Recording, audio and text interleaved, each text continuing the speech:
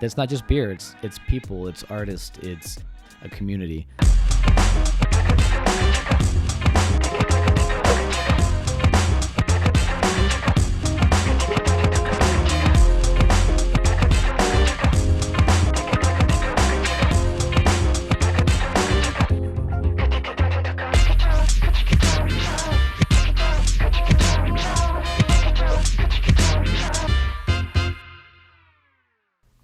Hey, my name's Craig from The Makers. Thanks for tuning in to listen to tonight's episode of The Makers, brought to you by Crafted Media. Hey, this is Bobby. I am the co-owner, head brewer of Bo Wiegand's Beer Company and the co-host of The Makers podcast. Hey, and I'm Jeff. I'm with Nonfiction Coffee out of Birmingham, Alabama, and honored to be here. Happy to have you. Thank you for taking some time and talking with us tonight.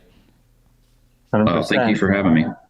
So, Jeff, we want to, dig into nonfiction. What we try to do here with The Makers is highlight people that are doing cool stuff, making cool stuff, and how those things sort of like intersect and cross over into the creative aspects, the community aspects, and all of the people involved. So we would love just to get like a pretty good, history of nonfiction coffee, like how it got started and what you're up to, and sort of, a little bit of background on it as well.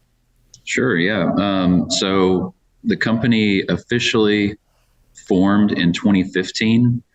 Nonfiction didn't start actually roasting until kind of the end of 2016. But essentially our owner, Lisa Heron, she and her husband, they've had other business ventures, and essentially there was an opportunity to invest in a coffee company. So they were not from the coffee industry, but they're just, knowledgeable in running a business, and saw an opportunity and went after it. And from that point on, they really just leaned on staffing it well, finding people who were passionate about coffee and who were knowledgeable. So the very first hire was our head roaster, Luke.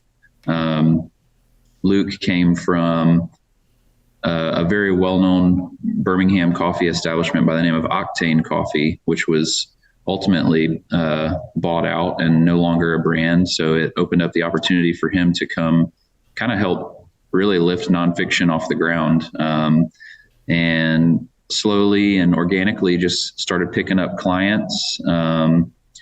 The roasters were purchased, I believe, in 2016. These guys behind me, 2 Gießen roasters, which are beautiful roasters. They're cast iron drum. So here in the South, we love cast iron, and all the same benefits of cooking with cast iron translate to the coffee roasting, really even heat distribution. And then that, just the equipment along with Luke's knowledge of coffee roasting,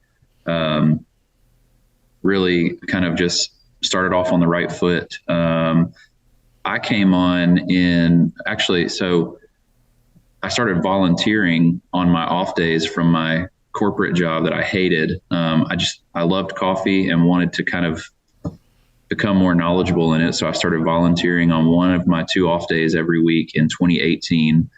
And then the more I was around it, the more obsessed I became with it. I was already kind of really into the coffee culture, like at home. I really got obsessed with pour overs and, all these little meticulous changes you could make, and tasting coffee that really challenged what I understood to be coffee. And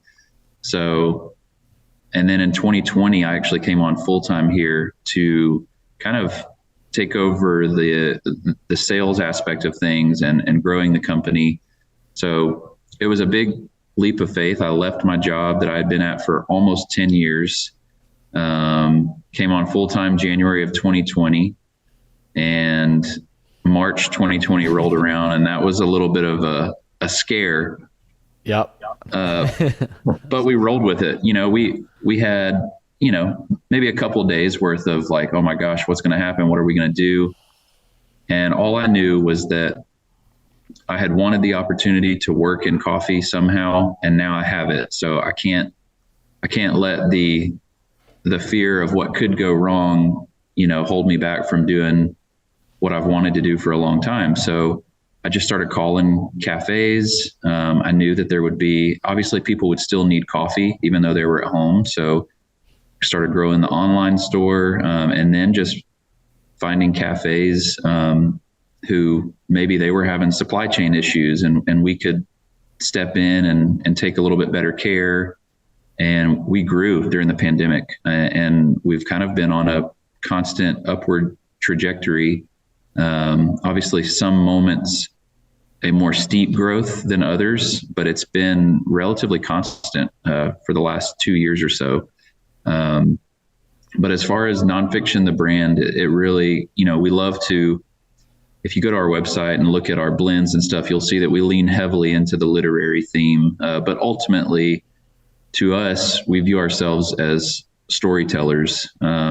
We view the product that we sell as so much more than just a beverage that's consumed. It's people, it's lives, all over the coffee growing world. And we want to tell their story, and we want to shine the spotlight on them because they're the true heroes of specialty coffee. We're just here to roast their coffee well and not mess up their hard years-long work for each harvest. So we're really big into transparency and honesty, which all of that kind of ties into nonfiction and truth, and being a business model that you can take them at their word. So like we have our phrase, coffee at its word. So that's a little bit about us and our background and what we're about. That's cool. Yeah, I noticed on the website you've got, if you click on each coffee that you're selling, it includes a little story, if not directly about the family or the person it came from. It certainly talks about the area where it came from, which I thought was really cool. And a cool addition to, the website to get that backstory. Yeah. The marketing approach for so long in coffee has been such a, the benefits of caffeine focus of coffee to fuel your day and all that. And we really want to combat that with more intentional consumption of, it doesn't have to be something that you're just downing on your way to your car so that you can go and, be productive for someone else. We love the thought of being able to pull up the website, and when you're drinking your morning cup of coffee, learning about Max Perez from Guatemala and reading a little bit about his story, or Letitia Hutchins from Honduras, or the company that we buy our Ethiopian coffee from. It's really, all of that is to try to encourage a little bit more of a slow down in an industry that's so often marketed as, rapid movement and fueling your day and all that kind of stuff. Yeah, I thought that was pretty cool too, as I was looking at it, because a lot of coffee, like you said, is just like designated to the caffeine consumption and just get your coffee, and then you get a little bit more to like the craft style of coffee where they're talking about it's Colombian or Ethiopian or Brazilian. But I thought it was really cool that you take it a step further and you list not just the region but the grower and the name of where it's coming from. I thought it was a really cool aspect, and like you said, you can get on the website, you can read those stories and really learn about exactly where it's coming from versus just here's some caffeine. Hope you like it. Yeah, exactly. Very cool. And there will always be an aspect of it that is very kind of on the go. There's always going to be that type of consumer. So we also want to try to meet them where they are, but try to insert a little bit more of that intentionality into their fast-paced lives, and just kind of encourage a little, if we can't slow them down, at least encourage a little bit more thought into their consumption, a little bit more intentionality. Yep, that's the way kind of I've always approached things, the more people are apt to, or the more people know about what they're consuming, the more they're going to be apt to appreciate it, and the subtle nuances and stuff that you're putting all this attention and care and detail into it. And the more you can share with that consumer, the more it's going to just tie you guys in and make that community, versus just having this faceless corporation that's giving you something and you're not really caring about flavor and stuff. So it's cool hearing like that you guys are putting that much thought into it and really focusing on that core aspect of it, of that community. And it's not just you guys, you're doing everything you can to roast the coffee and to your specifications and putting the best product out there. But the same way with us and beer, but it also comes from the main ingredients coming in. You have your coffee beans, we have grains coming in, there's local farmers, there's a lot of hands in the process. So it's awesome being able to sit down and chat with people that see that process, that care about it and want to share that story. Yeah, absolutely. I'm coming from a place, and like I've always drank coffee, always liked it, but I'm seeing like a little more depth. I may be one of those people guilty of just waking up to drink it and get my day going. But I'm also, with crafted, I'm starting to see like the storytelling process there and how much is really involved. And I'm starting to drink coffee that maybe I wouldn't have tried before, and appreciating the flavor and, sitting down and actually like, not just slamming a cup of coffee, but like tasting it and appreciating it. So, when I heard you guys' story first on the Southern Fork, I think one day when I was out for a bike ride, which is another podcast, but when you were telling the story, that it really piqued my interest. So I know we've been chatting for a while, trying to figure out how we can connect and talk about this. So this is great. It's awesome as like a newer appreciator of coffee to learn about this. Oh man, I get so pumped to find people who aren't there yet, because it's like bringing them through that experience is almost a way for me to relive how that was for me. I will never forget. I went with so when I first started heavily drinking coffee, it was after my son was born, who just turned 9 in August. That's when I was at my corporate job, which is somehow always the absolute worst coffee that you can find is the corporate office coffee. Yep. Get in line, get your cake. And I literally was drinking it like not for the benefit of the caffeine to wake me up. I just knew that it was so nasty that it would wake me up. So, and then a buddy, my best friend at the time, he was in the fine dining industry in town and was really pursuing, kind of a profession in wine. We have dinners and everything, and he'd bring all these different wines, and that was really fun to get into. And one day we just went and grabbed coffee somewhere, per his recommendation, thankfully. And I remember, so I had never had just like a shot of espresso before. And I had a shot of espresso, which funny enough was actually a coffee roasted by Luke from Octane. And it blew my mind. Like, I was like, what have I been drinking? Cause this is incredible. Like, this tastes like somebody put flavoring in it. And, now full circle, that account is a nonfiction account. So every time I go in there and drop off an order, it's kind of this full circle moment of remembering I sat right there and I had the most mind blowing coffee experience. And now here I am delivering their coffee to this day. That's awesome. Like I can relate in a lot of different ways, even just from coming from like a craft beer background and stuff, but just that same thing, like worked in an office, you're drinking just whatever coffee and swill you had.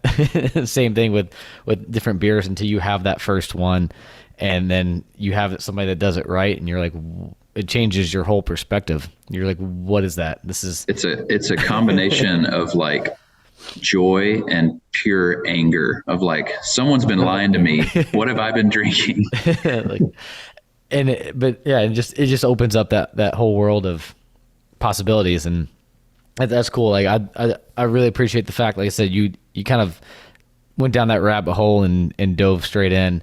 And it's cool seeing like, all right, you jumped in all in 2020, and then, COVID hits. A lot of people could have just been like, all right, well, nothing else we can do. Everything's shut down. Let's move on. Yeah. And you're like, nah, like this is too important. Let's put our head down and make it happen. And like I said, that's a testament to where you guys are, and you're still there, and you're cranking away and doing what you do. And it's because you actually care about it. It's not just about the bottom line, not just about looking at numbers. It's like, we have something good going on. Let's make this happen, and let's make a difference. Yeah. Even during the pandemic, we, like I'm thinking of a particular producer that we buy from in Peru. It's the Torre family, Gregorio, and his family produce some just incredible coffees. And I'll never forget finding out that we weren't going to be able to bring his coffee in 2020. Like, we were trying to figure out all these ways to do it. And because ultimately that's what we cared about, is it wasn't just like, hey, we need a Peru coffee to fill our lineup. No, we need Gregorio's coffee because we buy coffee from him every year. But logistics were crazy. We couldn't figure it out. Then ultimately the following year, we just jumped through as many hoops possible and ended up bringing it in ourselves. And it wasn't easy, but it was worth it to just be able to buy Gregorio's coffee and see his name back on a label on our bags, especially our new bags, because like we went through a rebrand that launched about a year ago now, and just really wanted to be able to see his coffees in the new packaging with his name on the label and everything. And of course, we've already sold out of it, so it's already gone for this year. I did put one bag in the freezer in our green coffee storage area, because I was like, one day I'm going to be really craving it. I'm going to go grab it and brew it. Beautiful. So, why don't you walk me through kind of the main process of roasting a coffee? So if you've gone through the process of, sourcing these beans and these coffee coming in from different regions, and you got the grower you want to work with, what do you do once it gets in house? What's that process like? Yeah. So typically what we'll do is, if it's a coffee that we're already familiar with, like that we know that we have a relationship with this person, so no matter what it tastes like, we're going to buy it, and we're just going to find a way to roast it to highlight it the best. If it's not a coffee that we're familiar with, like let's say we're approaching a new coffee for our lineup, it'll typically start with some conversations with, if it's an importer that we're working with, we want to make sure that that they're doing right by the farmers and that they're invested in the community. We want to, hear that they have equal or greater care for exceptional coffees, so that we know that we're working with an importer who cares about all the same values we do. Once it gets here in our warehouse, we will sample roast it. So we have a sample roaster that we can do 50-gram batches at a time. So very, very small batches that we can just kind of roast, do a few different roast levels on, and then it'll go through a cupping, which is essentially the coffee industry's way to assess quality, and kind of that'll help us look toward what direction we want to go roast profile wise. The vast majority of our coffees are going to be lighter to medium roast. But we do have a large customer base that loves a good dark roast. And there's a lot of specialty coffee companies that will not do a dark roast. And we're just not going to do that, because ultimately, if we care as much as we say we do about the producers, if there's a customer base that will buy a coffee because it's a darker roast, then we need to roast darker so that we can buy more from the producers every year. So we have a dark roast that is really popular, that as much as I prefer lighter to medium roasted coffees, it's still great to go back to, especially in like a milk-based drink, which I don't have often, but if I do, you want something that can stand up to the milk. But once we've kind of determined in that sample roasting process, okay, this tasted really good at a lighter roast, then we will move it to a production roast. And it may go through, so the first production roast we'll do on this roaster, because we can do like 5 or 6 pound batches, whereas this guy, we do like 50-pound batches, up to 50 pounds. And if we're not 100% sure on the roast profile yet, we obviously don't want to roast 50 pounds of it. So it'll go from a minuscule 50-gram batch to a 5 or 6 pound batch here. Then we'll taste that, make sure that we're happy with it. We might make a couple tweaks on the roast profile there. And then we have a software called Cropster, which once we hit a roast that we like, Luke can essentially save that profile to act as a blueprint every time he goes back to roast it. And that does change from time to time. Like, we're in the middle of seasons changing right now. So coming out of summer, going into fall, he may have to make some tweaks in the middle of a roast to be able to keep up with that blueprint. But that's essentially the process once it makes it here to the warehouse. So is it like a common misnomer that like a darker roast means stronger or more caffeine? Yeah. So there's a lot of people out there, and there's been a lot of back and forth and debate on this. But there's a lot of support out there for the opposite idea, that it's in fact, the darker you roast it, the more you're losing caffeine content. I guess burning it off essentially. Yeah. I think there's been some conflicting information there. So I don't necessarily know 100% what's true. I just know that personally, if I were to sit here and drink a light roasted cup of coffee today and a dark roasted cup of coffee tomorrow at the same time, then I usually feel the effect of the light roast more. But that could also be in my head. But yeah, it's not, the darker the roast does not mean the stronger the caffeine. Yeah, it just means you're burning a little bit more. And yeah, it's more so just the stronger the intensity of the roast. So the further you take a coffee through the roasting process, the more you're moving away from the inherent flavor qualities of the coffee and more into the flavor qualities of roast. Gotcha. Yeah, which makes sense. It's funny. I sat down, like we do a few different beers with different coffees, and the first time I actually sat down with somebody who was like that passionate about coffee, and not just like, hey, let me get a roast and I can blend it in and do this and read about it. But it's just like the same thing, like you said, I sat down and it was a local company here called Rosso's Coffee. And she was just like, no, like, it's like, talk about the flavors you're thinking of, gets out the pour over, sits down, pours, 3 different styles or 3 different roasts, and we're tasting them. We're talking about nuances. And it's just like, that's kind of where I fell in love with it. It's just seeing somebody that passionate about the process, but also realizing like what I do in the beer industry, there's other facets of it in other industries that you can do the same thing and you can appreciate nuances and flavors and production and all of that. And so that was one of my first big entries into coffee, not just like, okay, I need a coffee to flavor this beer. Now there's, what region do I want? Now when I'm calling them up, I'm like, all right, can I do this blend with this Brazilian and this Ethiopian, and we can do this kind of roast. And then sometimes too, with what you're saying kind of makes sense, because they can get a little irritated. I'm like, I'm doing a big stout. I need something dark and roasty that's going to stand up to it. And they're just like, ah. Yeah, but that works. We have there's a craft brewery across the street from us that we just collaborated with them on a vanilla coffee porter. Mm-hmm. And he wanted something with just really good, like chocolatey notes, but something that could, his experience was in doing some coffee beers before, like once you add the coffee, it would almost thin out the body of the beer.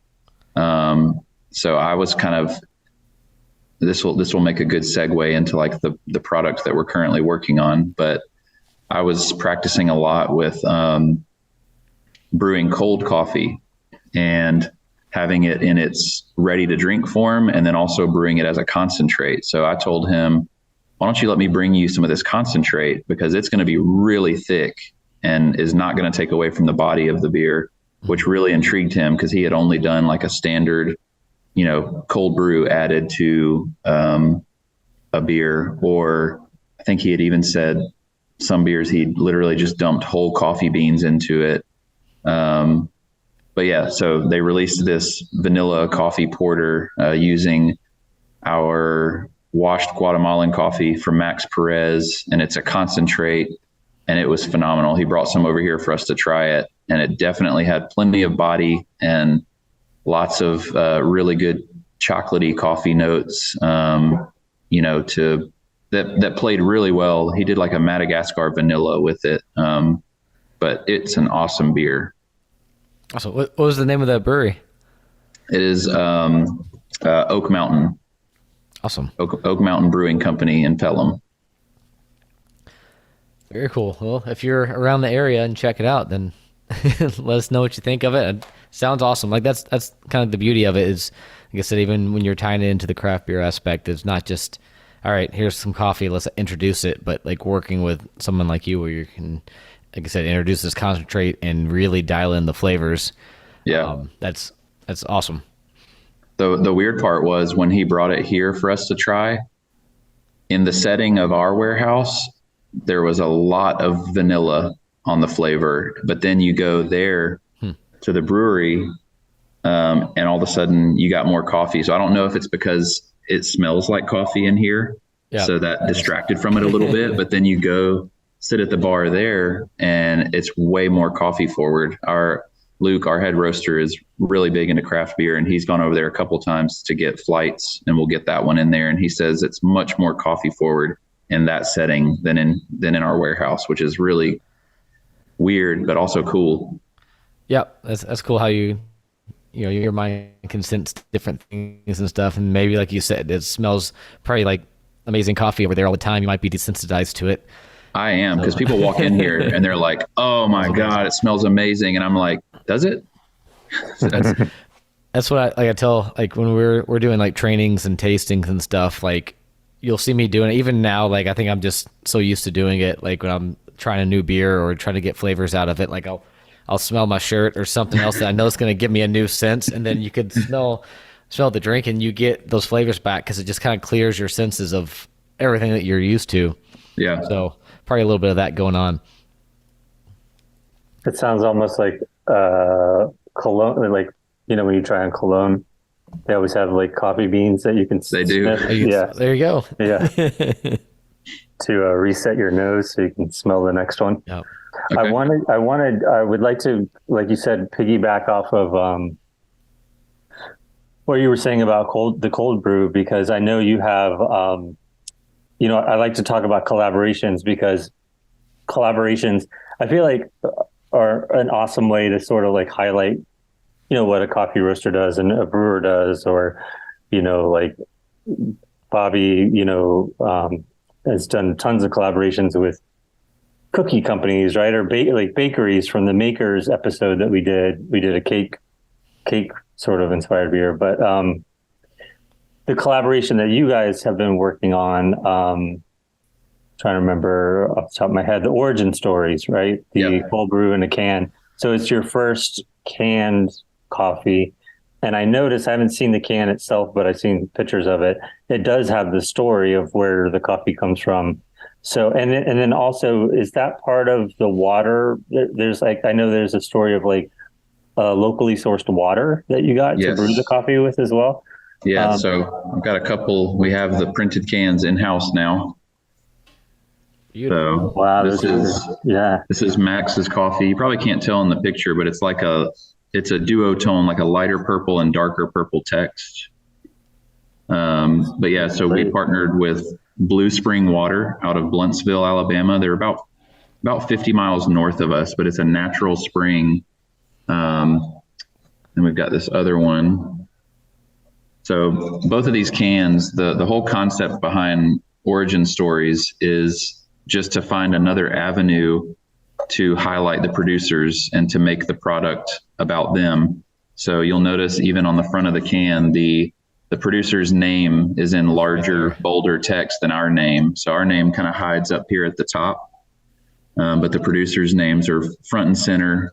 And so, yeah, then there's a little bit of a story about kind of what we're aiming to accomplish with Origin Stories. And then a little feature about the water. So the funny story about the water collaboration is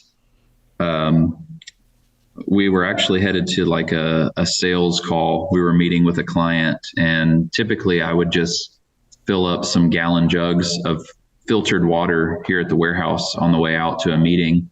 And I forgot to do that this day. So in a kind of a panic, I was just like, here, let me run into Publix real quick.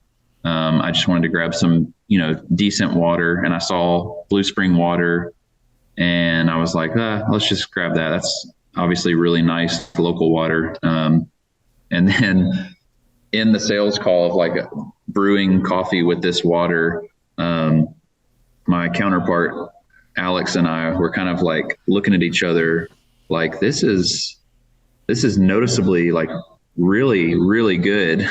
So we were curious if it had anything to do with the water, and we played around a little bit more with it. And sure enough, it's crazy. There's recommended like ideal pH level of water for brewing coffee, and an ideal mineral content to kind of help with extraction.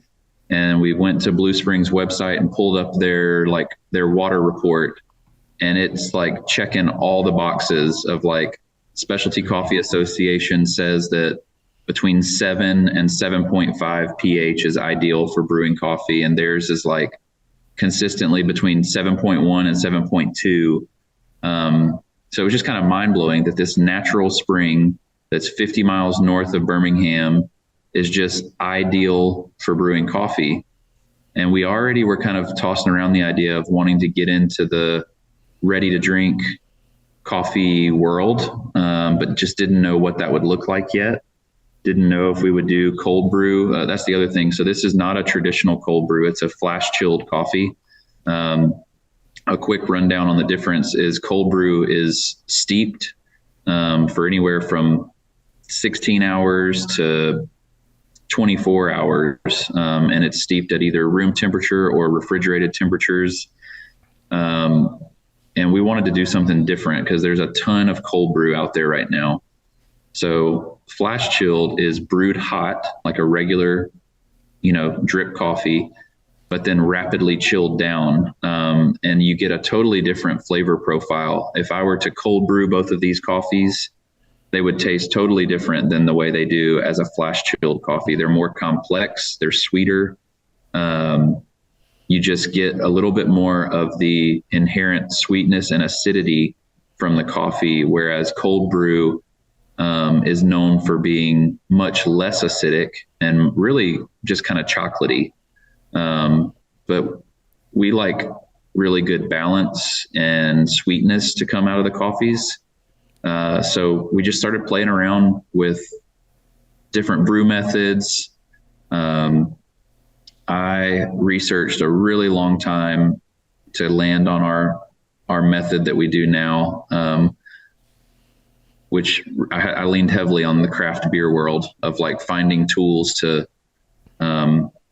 that can chill quickly and utilizing that with coffee. And it's just been a fun process. And it's been, as far as I know, our process is unique because I tried to first start with like, let's see what other coffee companies are doing flash chilled. And it's just not a big market. It's mostly all traditional cold brew. But it's been fun. And I can say that with more confidence now on the other side of it because I've figured it all out now. But going through it, it was like a lot of trial and error trying to get to. Ultimately, I just wanted a product that when people, opened it up and took a sip of it, that it would be, something that just honored the coffee growers. I don't want it to be something that's like, that tastes like a pretty typical iced coffee. Like I wanted it to be elevated so that when they're looking at the front of the can and seeing the name of this producer, it honors them and not so much us. So we were talking about the how important the water profile is and the tests and trials you guys did on this new canned coffee you were doing.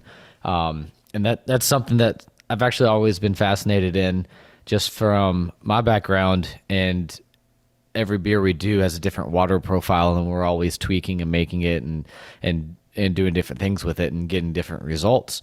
And so a while back when I started thinking the same thing too, I'm like, well, that's got to translate more than just beer. And we start, I had twins back in 2017, and that's when I really started getting into coffee.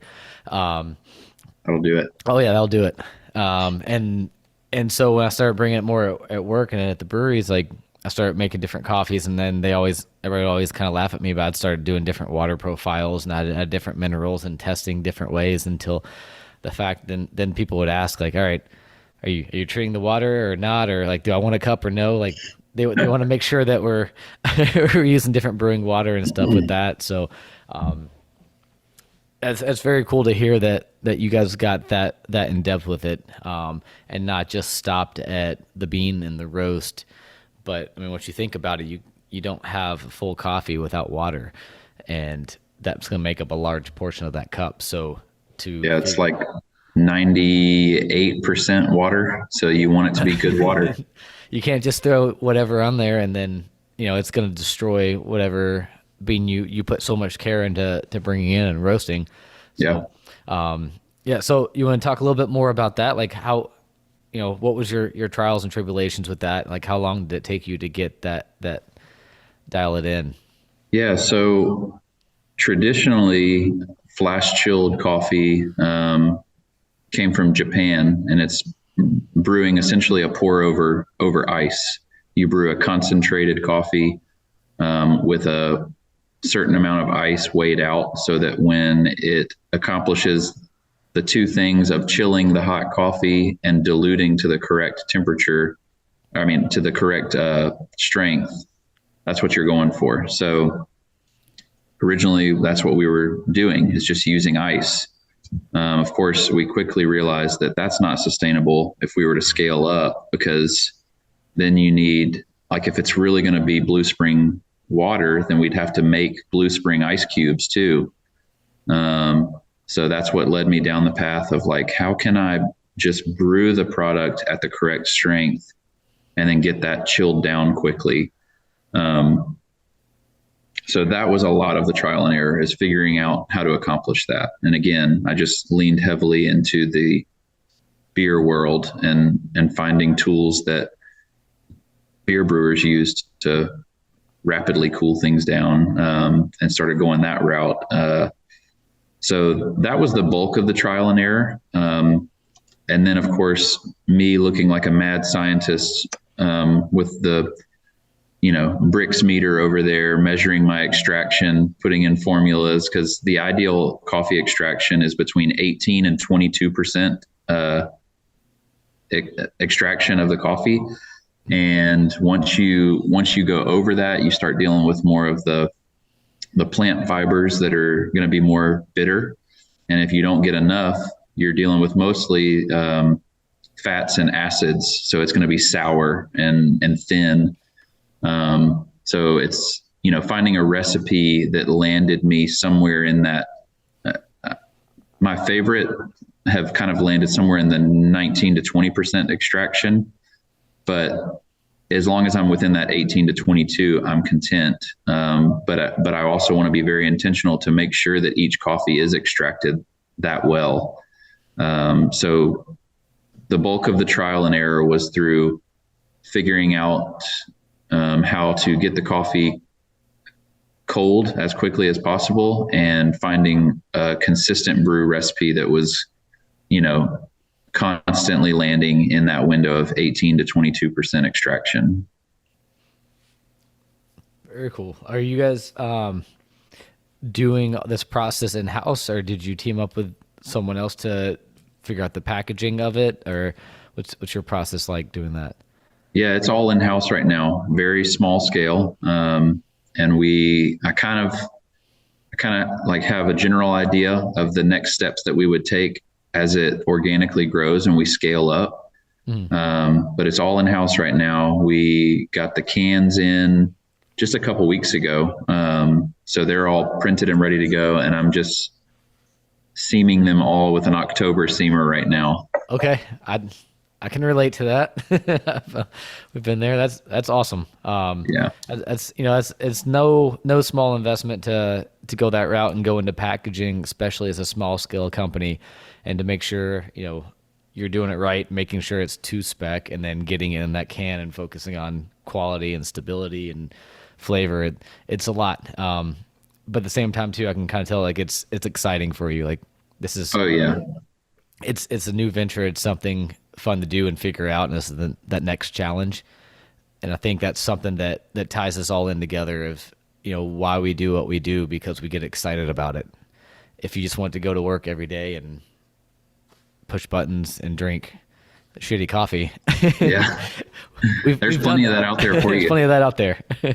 Yeah. I mean, even on the most, even on the days where I left feeling the most defeated through the trial and error, it was still kind of this thought of like, remember when you were pressing buttons, drinking that awful coffee, like, and now your struggles are extracting coffee correctly and chilling it down. Like what better problem could I be dealing with? So ultimately it was more of a, as labor intensive as it was still a fun project to undertake and fun to be challenged in something that you love.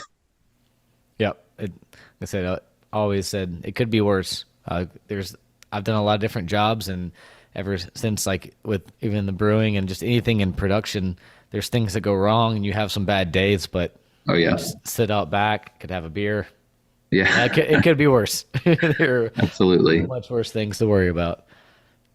I'm kind of curious about two additional things. Number one, will people be able to order this online, or will it just be available like limited retail distribution?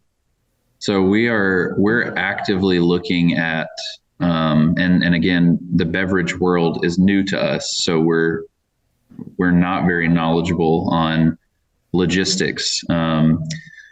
We're actively trying to find a way to be able to ship the product without shipping costs being outrageous, and to be able to keep it refrigerated. That's one of the trials that we'll have to overcome, is that the product does need to stay refrigerated. So, we have shipped some just for people to try, and we'll just kind of do them in like a styrofoam cold shipping box with ice packs, but that gets heavy really fast and expensive really fast. So we're trying to figure out, there are coffee companies out there who do like traditional cold brew that you can order online, and they're figuring out a way to do it. So I know that it can be done. It's just a matter of, probably just talking to some people in the beverage industry on how to accomplish that without being too expensive. And obviously, the shipping for the consumer is going to be a little up there, but I think it's one of those things where if you're getting a really high quality product that you're not going to be able to find anywhere around you, it's worth the investment to have it sent to you. For sure. And then what about what was the name of the water company again? It's Blue Spring Living Water. Blue Spring. What was their reception when you guys approached them? Have they been approached about this kind of stuff before, or was it something unique and new to them? I think, if I remember correctly, first of all, they were really excited about it. I think they said that they had talked with one coffee business in the past about maybe with certain high-end coffees, people could order, the bag of coffee, and it would come with, one or two bottles of Blue Spring water, because it could be like the recommended brew this coffee with this water, which we've talked about doing as well. But as far as I know, they were not approached with using their water to brew a retail beverage. So they were really excited about it and have been nothing but supportive and helpful. And as we grow, I think they will be able to help us because they're distributed all across the Southeast. Yeah.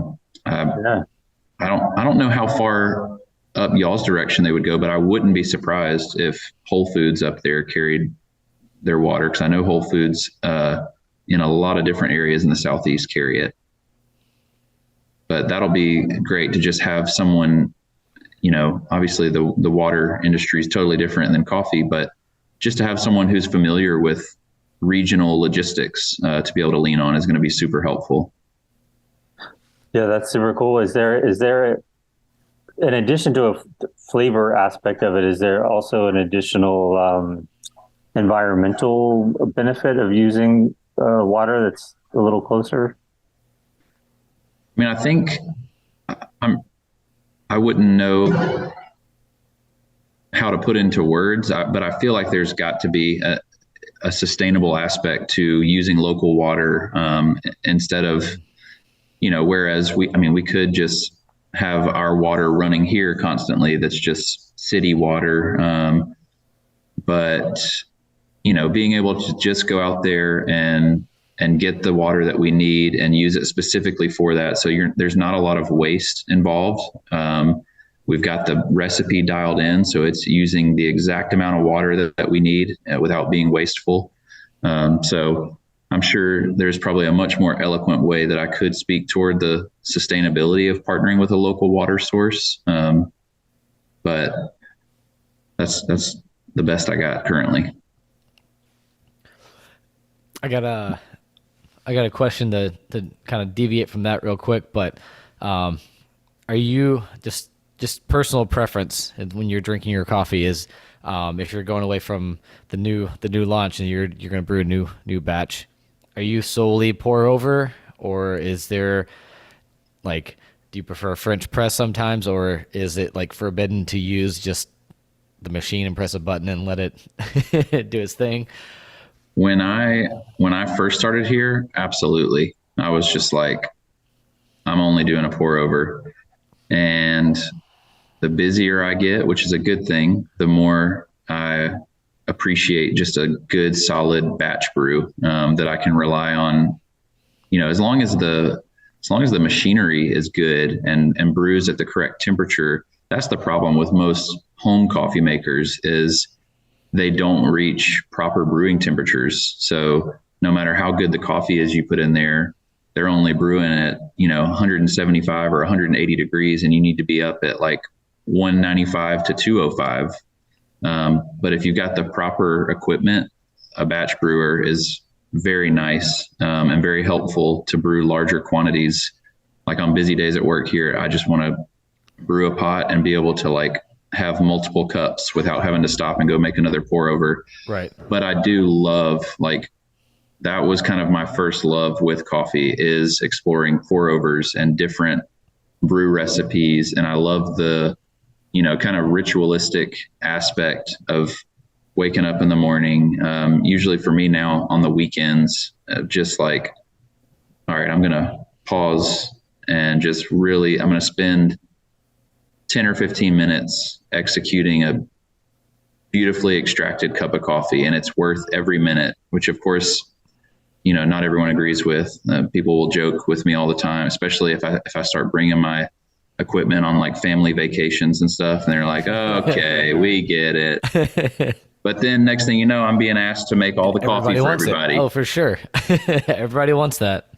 So, yep. All right. So I don't feel too bad. I have a French press, but lately, or most of the time, I'm hitting that button, and I probably don't have the correct machinery. But oh man, there's the accessibility in good coffee equipment is definitely much higher these days than it was at one point. Yeah. I mean, I think you can even, for home coffee brewers, you can even go to the Specialty Coffee Association website, and they'll show all the ones that they have verified that brew at the correct parameters. And obviously some are more expensive than others, but there are plenty on there that are pretty accessible for anybody. But aside from that, these days I'm drinking a ton of espresso. So that's kind of my go-to when I get here to the warehouse, is pull a shot of espresso and then hope that someone brews a pot so that I can also go and steal from that as well. Perfect. I love it.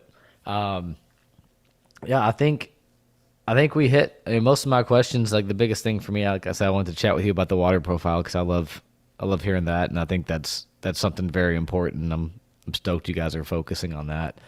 And Craig, you have anything else you want to get to? I mean, my big thing obviously is the storytelling aspect, and the little things that I've learned along the way about coffee that I can sort of bring into my personal life now. um, um, has been great. Um, I love, the whole storytelling aspect of it. It's part of why I wanted to start Crafted. I felt like there were so many cool stories to tell. At first, within craft beer, but now I'm seeing in other places too, like coffee and of course food and other areas as well. So, we've hit a lot tonight. We've unpacked a lot tonight for sure. Yeah, it's been fun. I'm always nervous because you know, dead air can be really awkward, and we've not had any of that, so it's No, been we've been great. good. And worst case, we're not live, so we can always edit edit stuff out. But Yeah.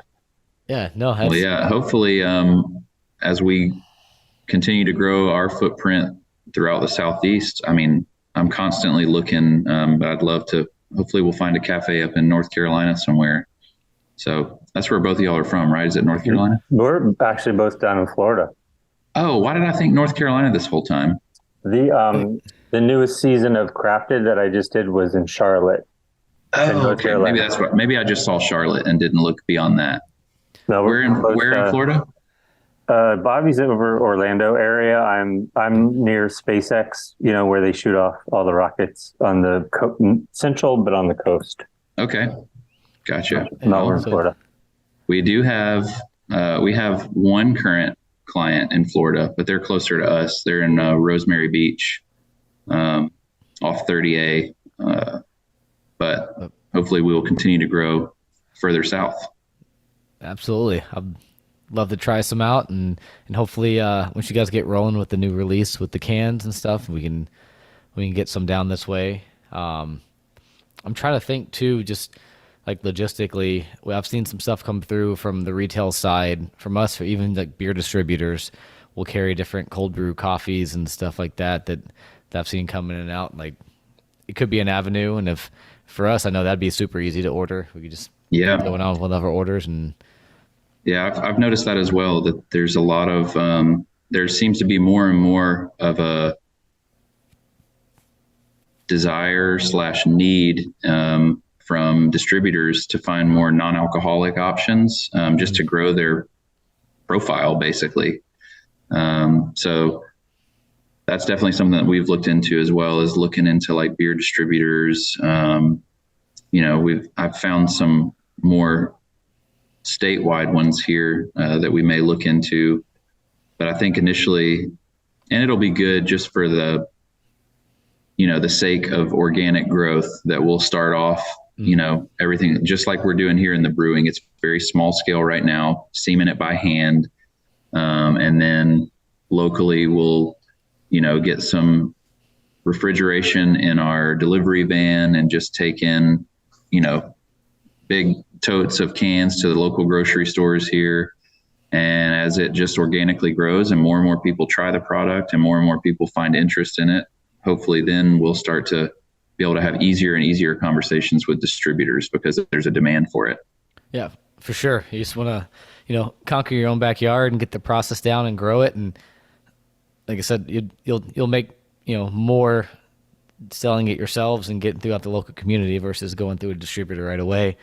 And, you're not making an alcoholic product. So luckily you don't have to do that. You can go next door and sell it if you want to, which is awesome. So yeah, which we did still have to, surprisingly, we did still have to like go through, get like a processing authority from the FDA and get all of our processes approved. And that was, a necessary trial. But yeah, even with it being, non-alcoholic, still had some red tape that we had to cut through.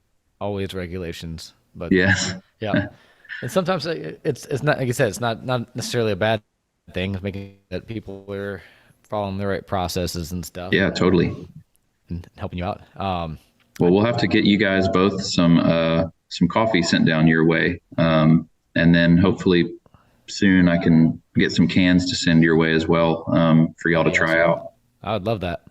Yeah, that would be awesome. I would love to try.